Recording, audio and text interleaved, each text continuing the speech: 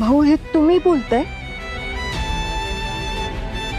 अहो घरात कोणी आलं तर तुम्ही त्यांना मानानं घरातल्या माणसाप्रमाणे वागवता आणि आज तुम्ही धैर्याला खाली बसायला सांगताय।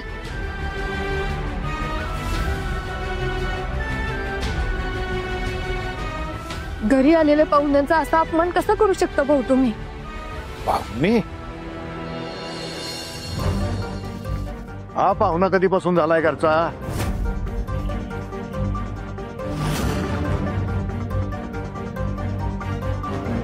माझ्या माहितीनुसार तर तो या घरचा नोकर म्हणून थांबलेला आहे।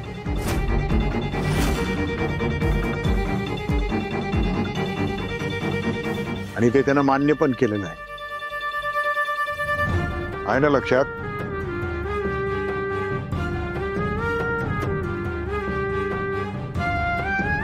ठीक आहे, ते आपल्या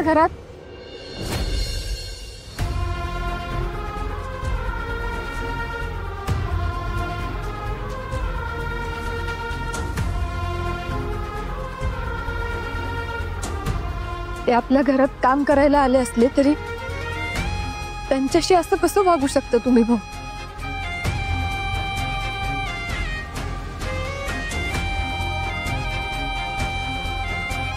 तुम्हीच शिकवले सगळ्यांना समान पद्धतीने वागवायचं, मालक नोकर असा भेदभाव नाही करायचा।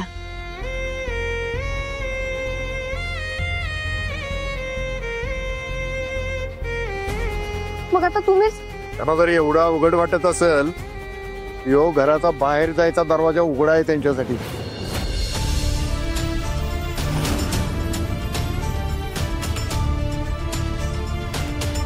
मी काय त्यांना अडवलेला नाही।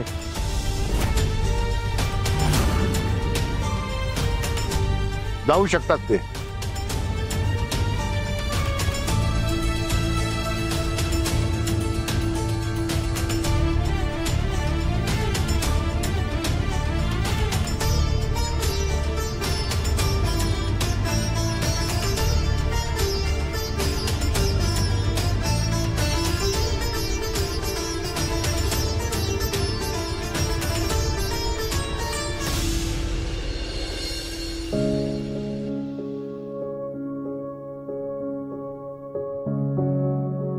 धैर्य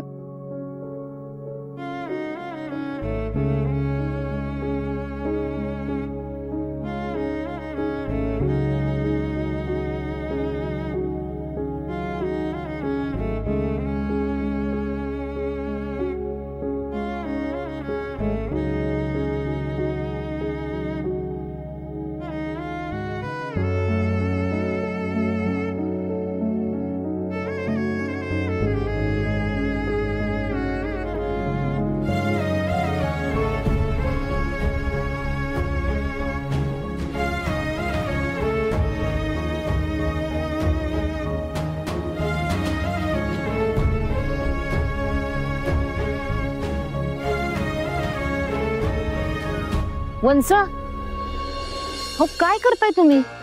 तुम्ही कसं परक्यासारखं खाली बसून जेवायला चाललाय? का भाऊंच्या विरोधात सगळं करायचं ठरवलंय?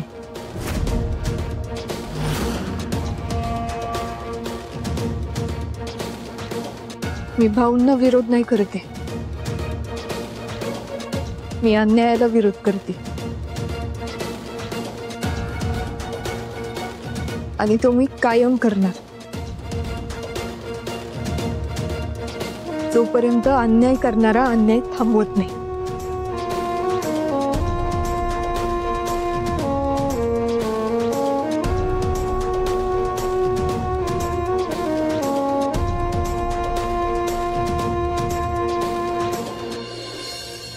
अवे,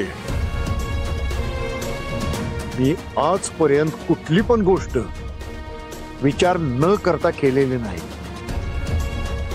जी काही गोष्ट केलेली आहे खूप विचारपूर्वक आणि त्याच्यामध्ये काहीतरी एक हेतू असतो म्हणून केलेली आहे।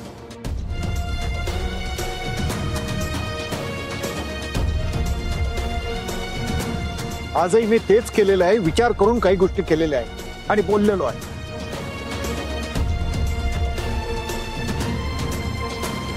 असो, आत्ताच काही ते सगळं सांगत बसत नाही. वेळ आल्यानंतर तुम्हाला ते कळेल आणि पटेल सुद्धा.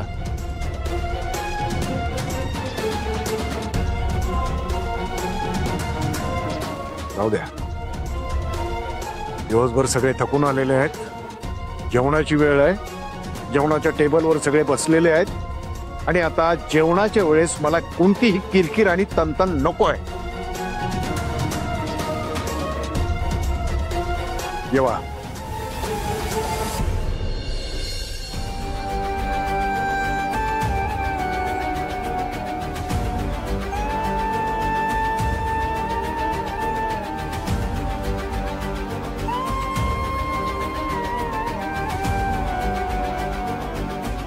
हो काय करताय?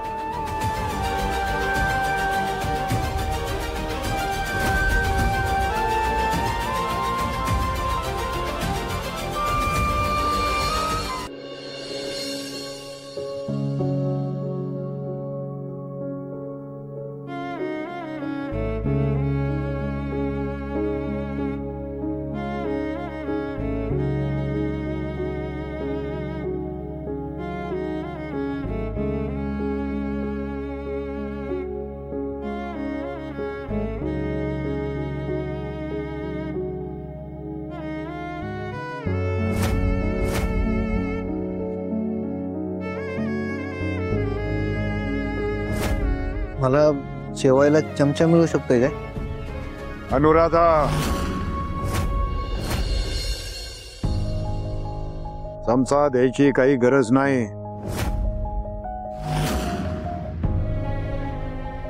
हे मुजुमदारांचे चोचले आणि नखरे आपल्या घरात पुरवले जाणार नाहीत.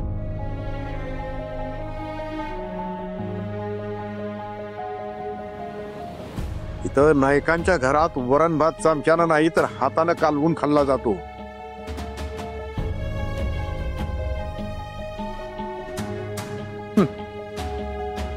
सई यांना वरण भात जर हातानं खाता येत नसेल तर बाहेरच्या कामात मातीत कसा हात घालणार आहे ते?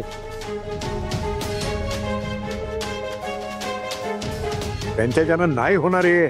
मला ना वरण भात हाताने कालवायची लाज वाटते, मातीत हात घालण्यात कमीपणा.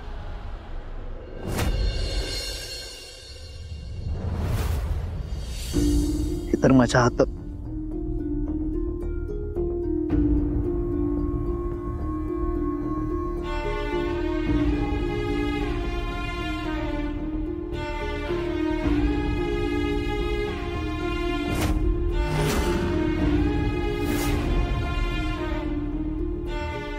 भाऊ, का वागताय तुम्ही असं? अहो, धैर्य दिवसभर राबले.